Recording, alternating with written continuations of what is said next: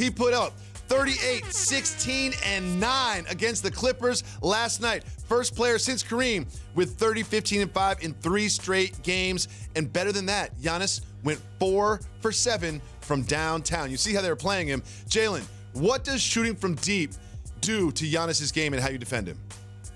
Look at those highlights. These are the tails, the freaky tails. It makes him virtually unguardable. Remember, last year, he was given the kind of output in the paint that was mirrored by only Shaquille O'Neal over the last 15 or 20 years. By the way, he was scoring and dunking. Now, all of a sudden, you take that exact same player with a different body build, clearly, than the Diesel, and that same guy's also knocking down threes and playing off the dribble and handling in transition and making plays for himself and his teammates. Didn't he win MVP last year?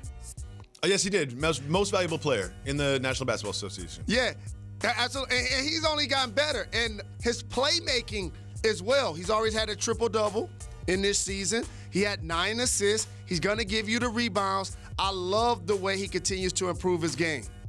It's really, really interesting to see what he's doing, especially against the Clippers. Obviously, they were without Kawhi.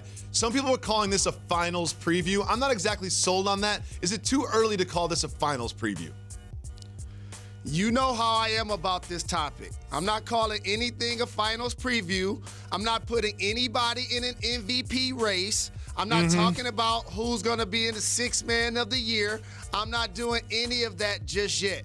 Only in the NFL. Right now, I'm going to enjoy the early part of the regular season and the dominance that Giannis put on display in the Staples Center. Well, you mentioned the 6th man. Lou Williams has won that award multiple times, and he was driving to the basket, just, doing his thing, driving with his left hand, and there's a little contact with Eric Bledsoe, who made the most of the flop-portunity. Look at him fly through the air. Like, he straight up jumped up off the air like he was shot with a shotgun. And the referees called this an offensive foul. What did Doc Rivers do?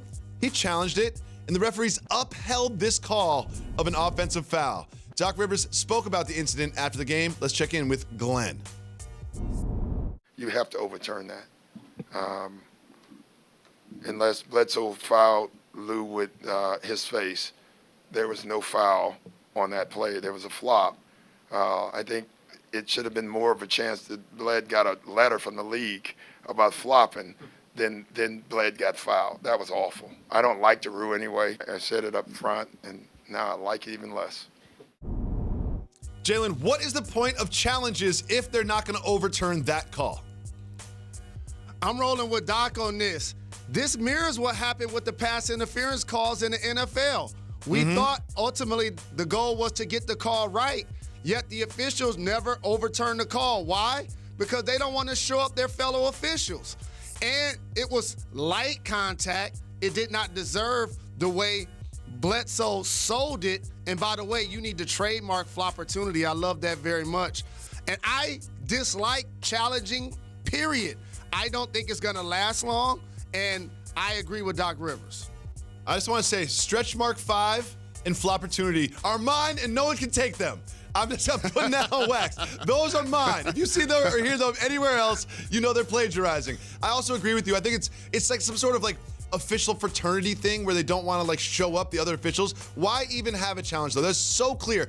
I understand some judgment calls. That is not a judgment call. That is so clearly a flop that it like makes me upset even talking about it. So we're gonna move on. Thanks so much for watching ESPN on YouTube. For more sports analysis and highlights, download the ESPN app. And for live streaming and premium content, subscribe to ESPN+.